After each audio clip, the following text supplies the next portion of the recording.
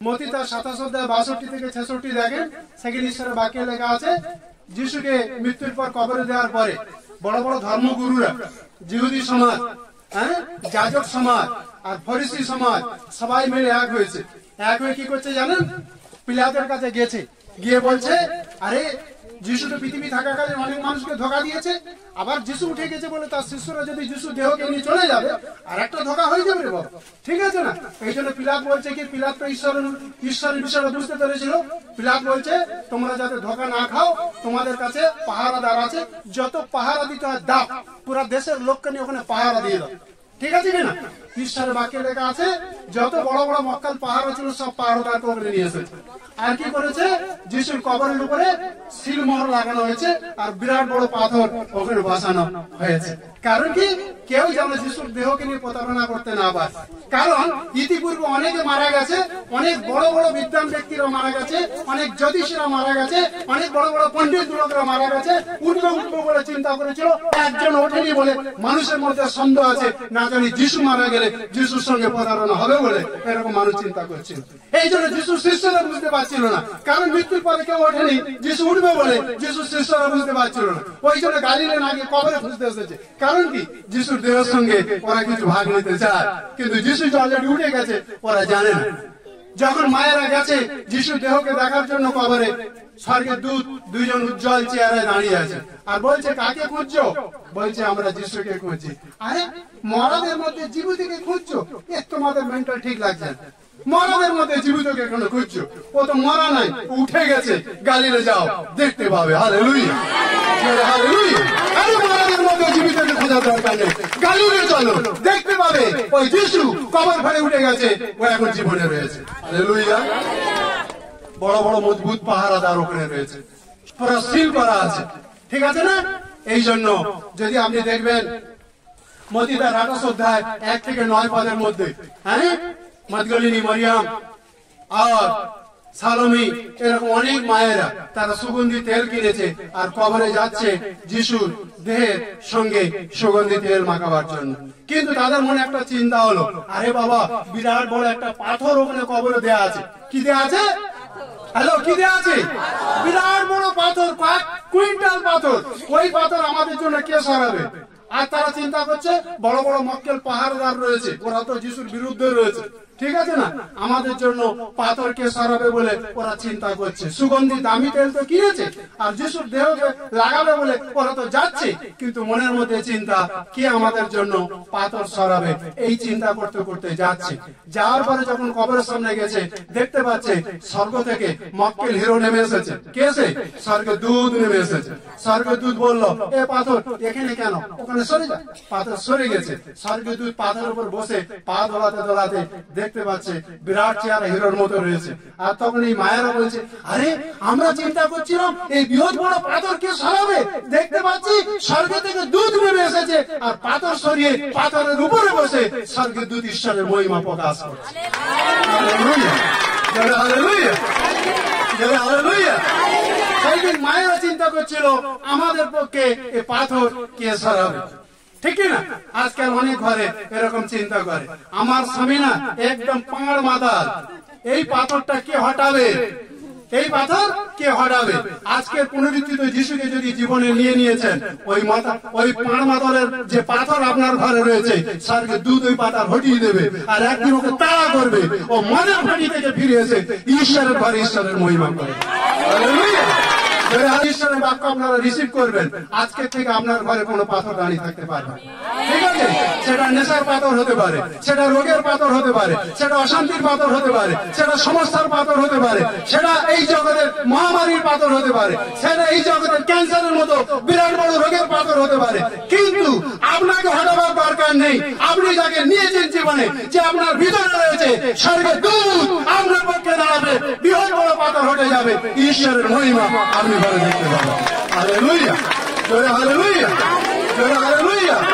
বিমারির পাথর ছেড়ে যেতে চলেছে, মদের নেশার পাথর ছেড়ে যেতে চলেছে, সমস্যার পাথর ছেড়ে যেতে চলেছে, অশান্তির পাথর ছেড়ে যেতে চলেছে। কে ভাই বোন আজকে যারা চোখের জল নিয়ে এসেছে, চোখের জলের সঙ্গে না, প্রভু ইন্দ্রের সঙ্গে আনন্দের সঙ্গে প্রভুর মহিমা করতে করতে আপনি বাড়িতে ফিরে যাবেন। হালেলুয়া। আজকে প্রভু আপনাকে চোখে জল দেখবেন। হালেলুয়া। আপনি ঘরে যখন যাবেন ঈশ্বরের মহিমা করতে করতে যাবেন, আজকে চোখে জল না মনের ফুর্তি নিয়ে যাবে। সামান আজকের দিন বিশেষ দিন, আপনি যদি জীবনে গ্রহণ করেছেন, আজকের দিনে আপনি ঈশ্বরের মহিমা দেখতে পাবেন। আপনার জীবনে কোনো পাথর টিকবে না, আপনার জীবনে কোনো পাথর টিকবে না। কত বড় কুইন্টাল পাথর আছে বড় বিষয় নয়, বড় বিষয় এটাই আপনার ভিতরে পুনরুত্থিত যিশু রয়েছে। Hallelujah, hallelujah. একবার এই জগতের যত অন্ধকারের শক্তি আপনার উপর হামলা করুক না কেন, জেনে রাখবেন পুনরুত্থিত জীবন্ত যিশু, জীবন্ত মালিক আপনার সঙ্গে আছে। কোন হামলাবাজি কুকুর আপনার সঙ্গে লাগাতে পারবে না। যারা তালিবাজি ঈশ্বরের মহিমা করে, এই জন্য একটা বিষয় জেনে রাখা দরকার আছে, জীবন্ত মালিক আপনার সঙ্গে আছে। Hallelujah, hallelujah. যে ডাক্তার যে রোগের কথা বলেছে, যে রোগের কোন ঔষধ নাই, আপনি বলুন জীবন্ত মালিক আমার সঙ্গে আছে। হালেলুয়া। পুনরুত্থিত মালিক আমার সঙ্গে আছে। হালেলুয়া। মৃত্যুকে হারানে वाला মালিক আমার সঙ্গে আছে। হালেলুয়া। বিজয়ী মালিক আমার সঙ্গে আছে। হালেলুয়া। জীবন আর মৃত্যু যার হাতে রয়েছে সেই মালিক আমার সঙ্গে আছে। হালেলুয়া। 1 সেকেন্ডে 1000 কুকুর দাঁড়ালো, একটা কুকুর হামলা চালাচ্ছে, কারণ কি? ও জানে আমার মালিক আমার সঙ্গে আছে। এই জগতের হাজার অন্ধকারের শক্তি আপনার উপর হামলা চালালো, আপনি জানবেন পুনরুত্থিত জীবন্ত মালিক আপনার সঙ্গে আছে।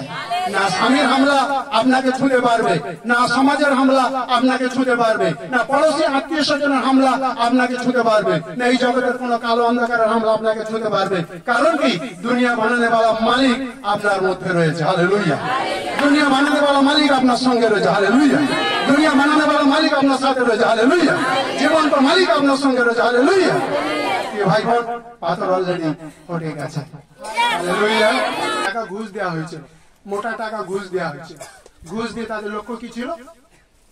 ঘুষ দিয়ে একটাই লক্ষ্য ছিল, যিশু যে পুনরুত্থিত হয়েছে এটাকে তোমরা কি করো, একদম সব জায়গায় বলো যিশু পুনরুত্থান হয়েছে বা যিশু জীবিত হয়েছে মৃত্যু থেকে, এটা সঠিক নয় বলে তোমরা মিথ্যা প্রচার চালাও। ঠিক আছে? যারা টাকা ঘুষ নিয়েছিল না, ওরা প্রচার চালাবে কি? ওরা ভয় টল করে কাঁদতে শুরু করেছে, দেখতে পাচ্ছে জীবন্ত যিশু তার লোকদের সঙ্গে ঘোরাফেরা করছে। শয়তান অনেক সময় চেষ্টা করবে কিছু আবর্জনা আপনার জীবনে দিয়ে শান্তি হরণ করার জন্য চেষ্টা করবে। আপনি বলবেন মালিক আমার সঙ্গে আছে, কোন আবর্জনা টিকবে না। হালেলুয়া। মালিক এসেছে, আমি বিশ্বাস করি এটা প্রভুর আত্মা বলছে, একজনও খালি হাতে ফিরে যাবে না। হালেলুয়া। আজকের দিনে প্রভুর আত্মা এমন গাওয়াই সৃষ্টি করবে, এই গাওয়াই ফুরিয়ে যাবে না। পৃথিবীর সবকিছু কমই পড়বে, কিন্তু এই গাওয়াই কমই পড়বে না। যতদিন আপনি পৃথিবীতে থাকবেন ততদিন আপনি গাওয়াই দিতে থাকবেন। মানে অনেক কিছু কম পড়ে যাবে, কিন্তু আপনার ধন্যবাদ কম পড়বে না, আপনার গাওয়াই কম পড়বে না। আজকের আপনি বিশ্বাসে রিসিভ করুন, আপনার জীবনের সামনে দুধ পাতা সরিয়ে দিয়েছে। যিশু একা পুনরুত্থান হয়নি, আজকের দিনে যিশুর সঙ্গে আপনি উঠে গেছেন। Hallelujah, hallelujah. বারাব্বা, বুঝতে পারলেন? এর ঘরে ডাকাতি, ওর ঘরে ডাকাতি, এর জীবন ক্ষতি, ওর জীবন ক্ষতি, বহুত লুটপাট করছিল। বারাব্বা ভাবছিল কেউ আমাকে ধরতে পারবে না। কি ভাবছিল? কেউ আমাকে ধরতে পারবে না। কিন্তু বারাব্বার পিছনে পিছনে পাপ দৌড়াচ্ছিল। কি দৌড়াচ্ছিল? কি দৌড়াচ্ছিল? পাপ দৌড়াচ্ছিল। একদিন কি হয়েছে? পাপ বারাব্বাকে ধরেছে।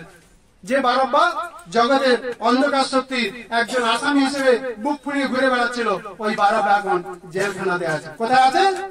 কোথায় আছে? হ্যালো, কোথায় আছে? বারাব্বা জেলখানাতে আছে। কারণ কি? বারাব্বা ভাবছিল আমাকে কেউ ছুঁতে পারবে না, কারণ আমি পৃথিবীর সব থেকে বড় মালিক। কিন্তু পাপ বারাব্বাকে ধরিয়ে দিয়েছে, আর এই পাপ বারাব্বাকে মুক্ত আকাশের নিচ থেকে উঠিয়ে নিয়ে গিয়ে জেলখানায় ভরেছে। আর বারাব্বার কাছে পত্র চলে গেছে যে কুশ তোমার জন্য অপেক্ষা করছে। কি অপেক্ষা করছে? এখনকার দিনে গুরু পাপ করলে কি আছে? ফাঁসি আছে। কি আছে? ফাঁসি আছে। তখনকার দিনে ল ছিল, আইন ছিল, যদি কেউ বড় ধরনের ভারী পাপ করেছে তাকে কুশে মারা হবে। ঠিক আছে? বারাব্বা যখন জেলখানা গেছে, বারাব্বা খুব দুঃখী হয়েছে। বারাব্বা চিন্তা করছিল, হায় রে হায়, আমি তো ভাবছিলাম কেউ আমাকে ধরতে পারবে না, পৃথিবীর আমি সব থেকে বড় দাদা, কেউ আমাকে ছুঁতে পারবে না, কিন্তু আমার পাপ আজকে আমাকে ধরে ফেলেছে। আমার পাপ আজকে খোলা আকাশের নিচ থেকে নিয়ে আজকে জেলখানা ঢুকিয়েছে। বারাব্বা চিন্তা করছে, তার হাতে একটা পত্র এসে গেছে, কিছুক্ষণ সময়ের মধ্যে বারাব্বা কুশে ঝুলবে। আর বারাব্বা কুশে ঝোলার আগে চিন্তা করছে, আমার স্ত্রী কি অবস্থা রয়েছে, আমার বাচ্চা কি অবস্থা রয়েছে, আমার বুড়ো বাবা মা কি অবস্থা রয়েছে, ঘরের পরিস্থিতি চিন্তা করছে। আর বারাব্বা ছাতি পেটাচ্ছে, হায় রে হায়, কেন মানুষের পশুর মতো জীবন যাপন করেছি। আর কিছুক্ষণ সময়ের মধ্যে, আর অল্প কয়েকটা মিনিট বাকি আছে, আর অল্প একটু সময় বেঁচে আছে, ওই সময়ের মধ্যে আমাকে ক্রুশের উপর ঝুলতে হবে। আমার পরিবারকে কে যত্ন নেবে? আমার বাচ্চাকে কে যত্ন নেবে? আমার ঘরের বুড়া বাবা মাকে কে যত্ন নেবে? আমার ঘরের আপনজনদেরকে কে দেখবে? বারবার বড় হতাশ হয়েছিল। বারবার মৃত্যুর সময় গুনছিল, এই বুঝি লোকে আসবে, সেনারা আমাকে হাতে পায়ে বেড়ি দিয়ে নিয়ে যাবে, আর নিয়ে গিয়ে কি করবে? ওই কুশের উপরে আমাকে ওঠাবে, আর বড় বড় পিরেক দিয়ে, বড় বড় পিরেক দিয়ে, হাতে পায়ে পিরেক দিয়ে ওই মোটা কাঠের উপরে আমাকে ঝুলে দেবে বলে বারবার অপেক্ষা করছিল। বারবার চিন্তা করছিল, আর কোনোদিন আমার বুড়ো বাবা মার মুখ দেখতে পারবো না, আর কোনোদিন আমার স্ত্রী মুখ দেখতে পারবো না, আর কোনোদিন আমার ছোট ছোট বাচ্চা কাচ্চার মুখ দেখতে পারবো না, আর কোনোদিন আমার বন্ধু বান্ধবের মুখ দেখতে পারবো না। হঠাৎ বারবার কাছে একটা গুড নিউজ নেমে এলো। সেই গুড নিউজ কি? বারবার হাতে যখন পত্র পড়েছে, বারবার দেখছে আমার যে মৃত্যুর সাজা নেওয়ার ছিল, আমার পক্ষে প্রভু যীশু সেই মৃত্যুর সাজা নিয়ে নিয়েছে। জোরদার তালি বাজিয়ে আমরা ঈশ্বরের নামে। বারবার চিন্তা করছিল, আর কিছু সময়ের মধ্যে ওই কুশের উপর আমার চড়ার দরকার ছিল।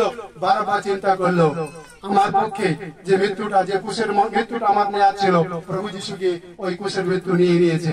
আর বারবার মনে বড় ফুর্তি এসেছে। পরবর্তীকালে খুব তাড়াতাড়ি বারবারকে যখন জেল থেকে রিলিজ করা হয়েছে, বারবার দেখছে যে কুশটায় আমার হত হওয়া দরকার ছিল, সেই কুশটা খালি পড়ে আছে। কারণ কি? অলরেডি আমার হয়ে যিশু মৃত্যু নিয়ে নিয়েছে। মৃত্যু নিয়ে নিয়ে ক্রুশকে খালি করে, আর কবরকে খালি করে, বস্ত্রকে খালি করে যিশু উঠে গেছে। আমিও যিশুর সঙ্গে উঠে গেছি। হালেলুয়া, জোরে হালেলুয়া, জোরে হালেলুয়া। এই চরম খুনির বারবার প্রতি যদি ঈশ্বরের প্রেম সেই দিন তাকে কুশে যেতে দেয়নি, আজকের দিনে আমি আপনি যারা প্রভুকে ডাকছি, আমার আপনার প্রতি প্রভুর প্রেম কত না ভারী আকারে রয়েছে। হালেলুয়া, জোরে হালেলুয়া। চরম খুনি বারবারকে সেই দিন প্রভু কুশে উঠতে দেয়নি, বারবার হয়ে যিশু কুশে উঠেছে। বারবার মৃত্যুটা যিশু নিয়ে ওকে মৃত্যু থেকে জীবন এনে দিয়েছে। আজকের দিনে যিশুকে জানার পূর্বে আমরাও কম বেশি বারবার স্বভাবে ছিলাম, কিন্তু প্রভু ধন্যবাদ দিই, আমাদের যে মৃত্যু কুশের উপর হওয়া দরকার ছিল, সেই আমাদের মৃত্যু সবার হয়ে যিশু কুশের উপর মৃত্যু নিয়ে নিয়েছে, আর আমাদের সবাই মৃত্যু থেকে আজাদ করে দিয়েছে। জোরদার তালিবাজি ঈশ্বরের মহিমা, জোরদার তালিবাজি ঈশ্বরের মহিমা। প্রিয় ভাই বোন, আজকে আমরা মৃত্যু থেকে জীবনে চলে এসেছি। মৃত্যুর সাথে আমাদের কোনো লেনা দেনা নাই। না মহামারী আমাকে মারতে পারবে, না বিমারি আমাকে মারতে পারবে, না গরিবী মারতে পারবে, না এই জগতের অন্ধকার শক্তি কোনো আমাকে মারতে পারবে। আমি মৃত্যু থেকে জীবনে চলে এসেছি। মৃত্যু আর আমার মধ্যে নাই। মৃত্যু অলরেডি টাটা বাই বাই হয়ে গেছে। হালেলুয়া, জোরে হালেলুয়া। যিশু মৃত্যু থেকে জীবনে উঠেছে। যেদিন তাকে বিশ্বাস করেছি, আমি যিশুর সঙ্গে মৃত্যু থেকে জীবনে চলে এসেছি। মৃত্যুর সাথে আমার কোনো লেনা দেনা নাই, তার সাথে কোনো সম্পর্ক নাই। অনন্ত জীবন আমার সাথে অনন্তকালীন সম্পর্ক নিয়ে নিয়েছে। হালেলুয়া। 51-52 পদে লেখা আছে, যারা জীবিত রয়েছে প্রভুর আগমনের সময় ওরা বদলে যাবে। অর্থাৎ কি? মহিমার চেহারা স্বর্গদূতের সঙ্গে প্রভু যিশুর সঙ্গে একসাথে মিলে যাবে। আর যারা মারা গেছে, প্রভুতে যারা শুয়ে গেছে, ওরা কি হবে? উঠে যাবে, আর একসাথে প্রভুর সঙ্গে যুক্ত হবে। হালেলুয়া, জোরে হালেলুয়া। তার মানে কি? মৃত্যুর কোন অংশ নাই। অলরেডি মৃত্যু থেকে আমরা বেরিয়ে চলে এসেছি। প্রথম করিন্থীয় তার 15 অধ্যায় 51-52 পদে দেখতে পাবেন। এই জন্য রোমিও 8 অধ্যায় 8 পদ খুব তাড়াতাড়ি পড়ি। রোমিও 8 অধ্যায় 8 পদ। রোমিও 8 অধ্যায় 8 পদ। যে পেয়েছেন তাড়াতাড়ি পড়ুন। আর যাহারা মাংসের অধীনে থাকে, তাহারা ঈশ্বরকে সন্তুষ্ট করিতে পারে না। কি লেখা আছে? যারা মাংসের অধীনে থাকে তারা ঈশ্বরকে সন্তুষ্ট করতে পারে না। আমরা প্রত্যেকে মাংসের অধীন থেকে বার হয়ে চলে এসেছি। হালেলুয়া। কারণ মাংসের ভাব কি? মৃত্যু। আত্মার ভাব কি? জীবন ও শান্তি। মাংসের অধীনে ছিলাম যখন প্রভু যিশু জীবনে ছিল না, আর যখন প্রভু যিশুকে হৃদয়ে রেখেছি, মাংসের অধীন থেকে আজাদ হয়ে গেছে। যেমন বিষয় আমাদের মনে রাখা দরকার আছে যে আমরা যেদিন প্রভুকে জীবনে জায়গা দিয়েছি, আমরা মৃত্যু থেকে জীবনে চলে এসেছি। মৃত্যু আমাদের উপর রাজত্ব করছে না। অনন্ত জীবন, প্রভু যিশুর জীবন, পবিত্র আত্মার জীবন আমাদের ভিতরে রাজত্ব। করিন্থীয় তার প্রথম করিন্থীয় তার 15 অধ্যায় 58 পদ। প্রথম করিন্থীয় 15 অধ্যায় 58 পদ কে একজন পড়বে? অতএব হে আমার প্রিয় ভাতৃগণ, সুস্থির হও, নিশ্চল হও, প্রভুর কার্যে সর্বদা উপচিয়া পড়ো, কেননা তোমরা জানো যে প্রভুতে তোমাদের পরিশ্রম নিষ্ফল নয়। হালেলুয়া, জোরে হালেলুয়া। জেনেভা নামে একজন ব্যক্তি, ঠিক আছে, তিনি কলকাতা শহরে একটা বিরাট বড় ছাপাখানা করলো। আর সেই ছাপাখানা করার পরে একটা প্রিন্টিং প্রেস তৈরি করলো। করার পরে তার ইচ্ছা ছিল কি, আমি ভালো ভালো বই ছাপাবো, আর বই ছাপিয়ে খ্রিস্টীয় সমাজের বিরুদ্ধে আমি এমন এমন বিষয় প্রস্তাব লিখবো যেন পৃথিবীতে খ্রিস্টের নামটা যেন আর কোনো জায়গায় শুনতে না পাওয়া যায়।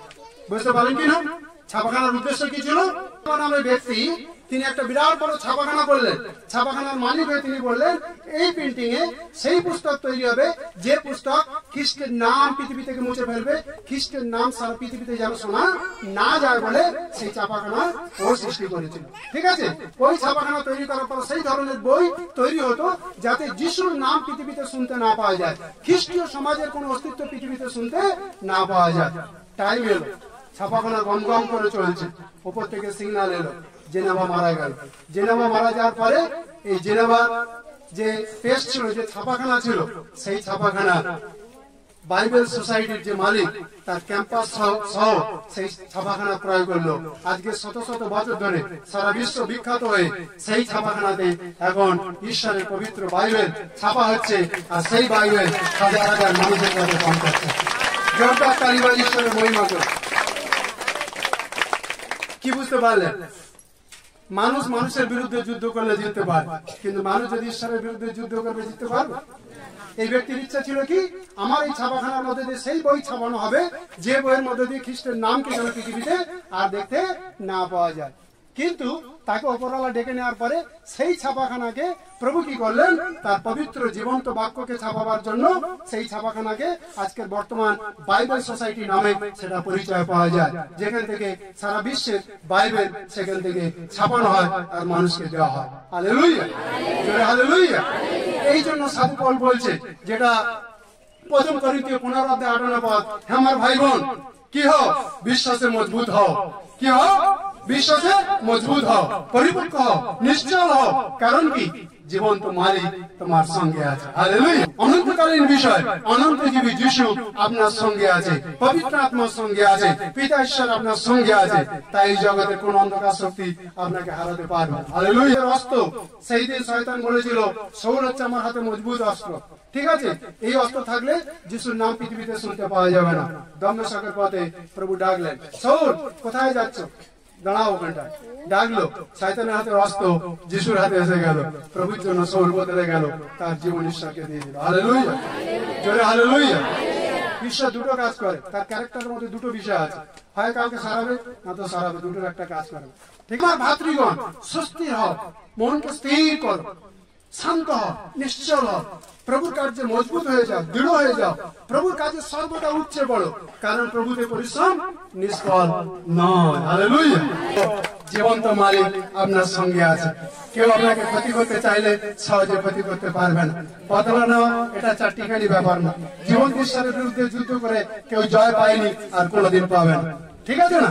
একে লেখা আছে, একজন ব্যক্তি তার ভিতরে 500 দুষ্ট আত্মা কাজ করছিল। ওর শরীরে কাপড় থাকতো না, ও সমাজে বাস করতো না, জঙ্গলে বাস করতো না। ঠিক আছে, কোথায় থাকতো? কবরে থাকতো। অনেক লোক চেষ্টা করেছে, বড় বড় লোহার রড দিয়ে বাঁধা হয়েছে, চেন দিয়ে, সব চেনগুলো সুতার মতো কেটে দিত।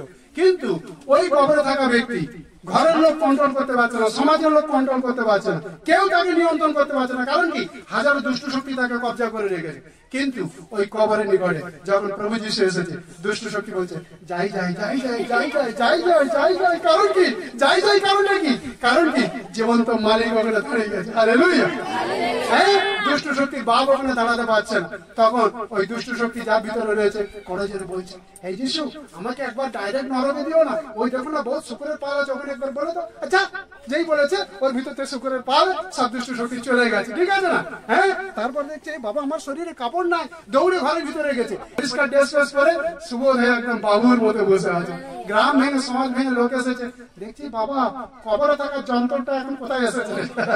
হালেলুয়া, জোরে হালেলুয়া, জোরে হালেলুয়া। খুব তাড়াতাড়ি পড়ি, জন 14:19 যে পেয়েছি। আর অল্পকাল গেলে জগৎ আর আমাকে দেখিতে পাইবে না, কিন্তু তোমরা দেখিতে পাইবে, কারণ আমি জীবিত আছি, এই জন্য তোমরাও জীবিত থাকিবে। Amen, hallelujah. যিশু শিষ্যদের বলছে, বড় বড় চোখ করে দেখো, আর কিছু সময় বাকি আছে, ওই কিছু সময় পরে আমাকে আর দেখতে পাবেন। কারণ কি, আমি যাচ্ছি সবার প্রায়শ্চিত্ত করার জন্য বলিদান হয়ে যাবো, ঠিক আছে? কিন্তু আবার কিছু সময় পরে আমাকে তোমরা দেখতে পাবে, কিন্তু জগৎ দেখতে পাবে না। কথা বুঝতে পারলে কিনা? কেন জগৎ দেখতে পাবে না? যিশুকে তার শিষ্যরা দেখতে পাবে, জগৎ দেখতে পাবে না। কারণ কি, যিশু এখন মহিমার শরীরে রয়েছে। যিশু এই রক্তমাখা শরীরে নেই যে জগৎ দেখতে পাবে। এখন যিশু মহিমার শরীরে আছে। যিশুকে আমি আপনি দেখতে পাচ্ছি, জগৎ দেখতে পাচ্ছে। অনেক লোক বলবে, অনেক লোক বলবে, কি বলবে? এই তোমার যিশু যদি তোমার সঙ্গে আছে, আমাকে দেখাও ভাই, তোমাকে আমি দেখাবো। যিশু এখন রক্তমাখা শরীরে নেই, মহিমার শরীর আমার ভিতরে আছে, ঠিক আছে? হ্যাঁ, নিজের পাপ ছেড়ে দাও। কি ছেড়ে দাও? পাপ ছেড়ে দাও। আর নিজে পাপী বলে স্বীকার করো, জীবন ঈশ্বরকে দাও, ঠিক আছে? আর ঈশ্বরের কাছে শপথ করো, প্রভু যতদিন আমি পৃথিবীতে বেঁচে থাকবো, আমি ঘোষণা করছি আর পাপের সাথে আর আপোষ করবো না। যতদিন বেঁচে থাকবো এই জীবন আমি তোমাকে দেবো, ঠিক আছে? এই তিনটে কাজ করতে হবে। এক নম্বর কি? পাপ ছেড়ে দিতে হবে। কি ছেড়ে দিতে হবে? পাপ ছেড়ে দিতে হবে। নিজের পাপের জন্য অনুতাপ করে ঈশ্বরের কাছে স্বীকার করতে হবে, ঠিক আছে? 2 নম্বর। 3 নম্বর কি? ইচ্ছা রাখতে হবে, প্রভু যতদিন এই পৃথিবীতে বাঁচবো আর আমি পাপের সাথে আপোষ করবো না, আমি তোমাকে নিয়ে জীবনে চলবো। এই 3টে ঘোষণা যখন তুমি করবে, মহিমার শরীর দেখতে পাবে। হালেলুয়া, জোরে হালেলুয়া। বুঝতে পারলেন তো যিশু কেন শিষ্যদের বলে গেল যে আমি চলে যাচ্ছি, মহিমার শরীর নিয়ে এসে যাবো, ওই শরীর শুধু তোমরা দেখতে পাবে, জগৎ দেখতে পাবে না। কারণ কি, আমি এতদিন রক্ত মাংসের শরীর নিয়ে ছিলাম, জগৎ সবাই দেখছিল, কিন্তু এখন আর রক্ত মাংসের শরীর দেখা যাবে না, এখন মহিমার শরীর রয়েছে। হালেলুয়া, থাকবে। রক্ত মাংসের শরীর ছিল, জেনারেলি সবাই দেখেছে। এখন পুনরুত্থিত যিশু মহিমার শরীর নিয়ে আমার আপনার ভিতরে আছে। কার শরীর নিয়ে আছে? মহিমার শরীর নিয়ে আছে। মহিমার শরীর নিয়ে আছে বলে মাতারা মদ খাচ্ছে, মহিমার শরীর নিয়ে আছে বলে ব্যভিচারী লোক আর ব্যভিচার করছে, মহিমার শরীর নিয়ে আছে বলে যারা পাপের সঙ্গে যুদ্ধ করছিল ওদের যুদ্ধ এখন ছেড়ে দিয়েছে, ওরা এখন ঈশ্বরের সঙ্গে অনন্ত ঈশ্বরের সঙ্গে জুড়ে গেছে। হালেলুয়া। কারণ কি, আমাদের ভিতরে মহিমার শরীর আছে, ঠিক আছে কিনা? এই জন্য উড়ানেওয়ালা দূত সবসময় আমাদের পাশে আছে মহিমার শরীর নিয়ে, হ্যাঁ, যেন কে এই শরীরের উপর অন্ধকার শক্তি কাজ করতে না পারে। এই জন্য উড়ানেওয়ালা দূত যে ঈশ্বরের সামনাসামনি থাকে আমাদের সম্মুখে রয়েছে। কারণ কি, ও মহিমার শরীর নিয়ে আছে। ঈশ্বরের বাক্যে লেখা আছে, দমস্কের পথে যখন শাউলকে দর্শন দিয়ে শাউলের সঙ্গে এনকাউন্টার হচ্ছে, প্রভুর কথা হচ্ছে, ঈশ্বরের বাক্যে লেখা আছে শাউল একা আওয়াজ শুনছে, কিন্তু আর কেউ আওয়াজ শুনতে পারে মিলি না। ঈশ্বরের বাক্যে ভেদটা মিলি না।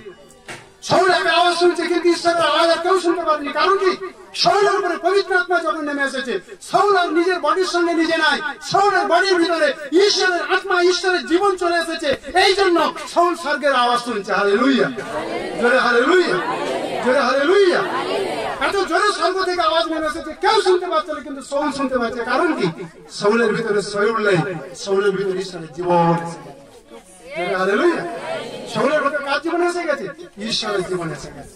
আজকের আমার আপনার যতজন বসে আছে, আমার আপনার ভিতরে পুনরুত্থিত যিশুর জীবন এসে গেছে। হালেলুয়া, জোরে হালেলুয়া। পুনরুত্থিত যিশুর জীবন এসে গেছে। পুনরুত্থিত যিশুর জীবন যখন এসে গেছে, আমাকে আপনাকে বাঁচিয়ে রাখতে হবে। কি করতে হবে? বাঁচিয়ে রাখতে হবে। প্রথম জন 1:9 পদ, খুব তাড়াতাড়ি পড়ি। প্রথম জন 1:9 পদ, ভালো করে মনোযোগ দিয়ে শুনুন। জোরে হালেলুয়া, আমেন। আপন আপন পাপ যদি স্বীকার করি, ঠিক আছে? একটা মন্ত্রী রাজাকে যখনই সময় পায় ঈশ্বরের কথা বলতে থাকে, যখনই সময় পায় ঈশ্বরের কথা কানে দিতে থাকে, যখনই সময় পায় ঈশ্বরের কথা দিতে থাকে। রাজা একদিন বেজার হয়ে বলছে, আচ্ছা তুমি ঈশ্বরকে দেখেছো? আমার মহিমার ঈশ্বর ভিতরে আছে। রাজা বিশ্বাস করছে না। তারপরে যখনই সময় পায় রাজাকে ঈশ্বরের কথা বলতে থাকে, ঈশ্বরের কথা বলতে থাকে। রাজার কান মাথা ভারী হয়ে গেছে। রাজা একদিন বলছে, তোমার বাপ ঠাকুরদের যে মরে কিছু কোথায় আছে দেখেছো? মহিমার ঈশ্বর তাকে মহিমায় রেখেছে। রাজা বলছে, তুমি কি মহিমার ঈশ্বর, মহিমার ঈশ্বর, মহিমার ঈশ্বর বলছো? আমি তো এ পর্যন্ত তোমার ঈশ্বরকে দেখতে পেলাম। তখন রাজা কি করেছে? বহুত রাগ করেছে। রাগ করে কি করেছে? রাজা একটা লাঠি দিয়েছে। কি দিয়েছে? কি দিয়েছে? একটা সুন্দর লাঠি ধরিয়ে দিয়েছে। ধরিয়ে বলছে, এই লাঠিটা আমি তোমাকে দিলাম, আর তোমার থেকে যে সব থেকে বেশি মূর্খ, তোমার থেকে সব থেকে বেশি বোকা, ঠিক আছে না, তাকে ওই লাঠিটা দেবে। ঠিক আছে না? রাজা কি করছিল? এই ব্যক্তিকে, মন্ত্রীকে কি বলে পরিচয় দিচ্ছিল? মূর্খ বলে পরিচয় দিচ্ছিল। বলছে তোমার থেকে আরো বেশি গোমূর্খ যারা রয়েছে এই লাঠিটা তোমাকে দেবে। তুমি সারা জীবন খালি ঈশ্বর আছে বলে বলে আসছো, এ পর্যন্ত আমাকে ঈশ্বরকে দেখাতে পারলে না। অবশেষে রাজা ভারী মাত্রা অসুস্থ হয়েছে, জীবন ধুক ধুক করছে, গেল ডাক্তার জবাব দিয়ে দিয়েছে। ডাক্তার কি করেছে? জবাব দিয়ে দিয়েছে। তখন মন্ত্রীকে ডেকেছে, মন্ত্রীকে ডাকতে মন্ত্রী ওই লাঠিটা নিয়ে রাজার হাতে ধরিয়ে দিয়েছে। মন্ত্রী লাঠিটা নিয়ে কাকে ধরিয়ে দিয়েছে? রাজার হাতে ধরিয়ে দিয়েছে। রাজা তখন বুঝতে পারছে যে সব থেকে গোমূর্খ ছিল, হ্যাঁ, তার হাতে লাঠিটা দেওয়া ছিল। আমি আমার রাজ্যের মধ্যে সব থেকে গোমূর্খ বলে আজকে আমার মন্ত্রী আমার হাতে মৃত্যুর লাঠিটা ধরিয়ে দিয়েছে। ঠিক আছে কিনা? কার লাঠি ধরিয়ে দিয়েছে? মৃত্যুর লাঠি ধরিয়ে দিয়েছে। তখন সেই দিন সেই রাজা বলল, মন্ত্রী আমাকে তুমি ক্ষমা করে দাও, এতদিন তুমি ঈশ্বরকে দেখিয়েছো, তোমার ঈশ্বরকে স্বীকার করেনি। আজকে তোমার এই লাঠি যা তোমাকে আমি দিয়েছিলাম, এই লাঠি আমাকে ফিরিয়ে দিলে, আর যখন মৃত্যু এসেছে আর তুমি আমার সম্মুখে দাঁড়ালে, তোমার মধ্যে দিয়ে তোমার যিশুকে আমি দেখতে পাচ্ছি। জোরদার তালি বাজিয়ে ঈশ্বরের মহিমা। রাজা প্রথমে স্বীকার করছিল না, রাজা মানছিল না, রাজা ঈশ্বরকে জীবনে কখনো স্বীকার করছিল না। কিন্তু যখন মৃত্যুর দিন সামনে এসে গেছে, এই রাজা এই মন্ত্রীর ভিতর থেকে জীবন্ত যিশুকে দেখছে, আর সেই দিন যিশুকে স্বীকার করেছে। হালেলুয়া, জোরে হালেলুয়া। এই যে ঈশ্বরের বাক্যে লেখা আছে যে পাপ স্বীকার করেছে, নিজের পাপ স্বীকার করেছে, প্রভু আমি পাপী, ঠিক আছে, আর যিশু রক্তে নিজের পাপকে ধুয়ে নিয়েছে। দ্বিতীয় কি? পাপ ছেড়ে দিয়েছে। কি ছেড়ে দিয়েছে? পাপ ছেড়ে দিয়েছে, মানে যে পাপ ছিল সে পাপ ছেড়ে দিয়েছে। তৃতীয় কি? এখন থেকে ঘোষণা করছে, আমার ইচ্ছে এটাই, যতদিন পৃথিবীতে বাঁচবো পাপের সাথে আপোষ করবো না, আমি পাপ থেকে আলাদা থাকবো, আমি ঈশ্বরের মহিমার শরীর ঈশ্বরকে ঘোষণা করবো। ঠিক আছে, এই ইচ্ছা যখন প্রকাশ করেছে মহিমার শরীর মধ্যে রয়েছে। হালেলুয়া। 28:13 হিতোপদেশ 28:13 আর প্রকাশিত বাক্য 1:7 দুটো পদ। হিতোপদেশ 28:13 ভালো করে শুনুন, মনোযোগ দিন। হ্যাঁ, হ্যালো, ভালো করে শুনে না। যে আপন অধর্ম ঢাকবে, তার পাপ আছে কিন্তু পাপটাকে স্বীকার করছে না, পাপ আছে কিন্তু পাপটাকে মানছে না, মিথ্যার সঙ্গে চলছে কিন্তু মিথ্যাটাকে মেনে নিচ্ছে না, মিথ্যাটাকে ছেড়ে দেওয়ার জন্য ইচ্ছা রাখছে না, পাপটাকে ছেড়ে দেওয়ার জন্য ইচ্ছা রাখছে না।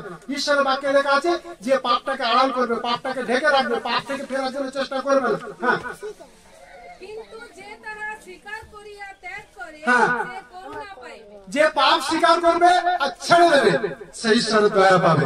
আজকের দিনে যতজন এখানে আমরা বসে আছি, আমরা নিজের পাপকে স্বীকার করেছি আর ছেড়ে দিয়েছি বলে আজকে ঈশ্বরের ঘর আমাদেরকে দেখা যাচ্ছে। জোরদার তালি বাজিয়ে ঈশ্বর।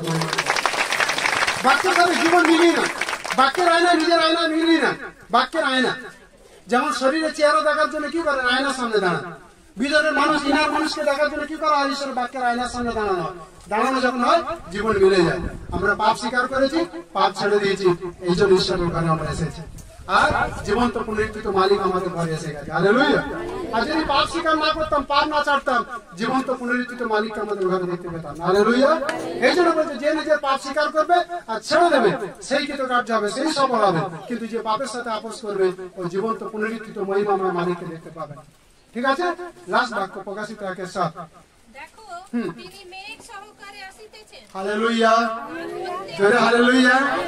তিনি মেঘ সহকারে আসছে। কি বলছে শুনো? আর প্রত্যেক চক্ষু তাহাকে দেখিবে। এই কত চক্ষু তাকে দেখবে? প্রত্যেক চোখ তাকে দেখবে। হ্যাঁ, তারপরে যাহারা তাহাকে বিদ্ধ করিয়াছিল হ্যাঁ, তাহারাও দেখিবে। বাহ, কি সুন্দর মিষ্টি কথা দেবো। যারা তাকে মেরেছে, যারা তাকে হাতে পেরেক ফুটিয়েছে, হ্যাঁ, কাঁটা মুকুট মাথা লাগিয়েছে, হ্যাঁ, বল ছিল বলে গিয়ে যিশু প্রতিদেশে বললাম লাগিয়েছে, বলছে হ্যাঁ নিয়ে আসছে মহিমার শরীর নিয়ে। কি করবে? 1000 বছর। কোথায়? 1000 বছর কোথায়? জেরুসালেমে, এই পৃথিবীর জেরুসালেমে। আর অনন্তকাল কোথায়? অনন্ত জেরুসালেমে আমাদের সঙ্গে রাজ করবে। হালেলুয়া। জোরদার তালি বাজিয়ে মহিমা করবে।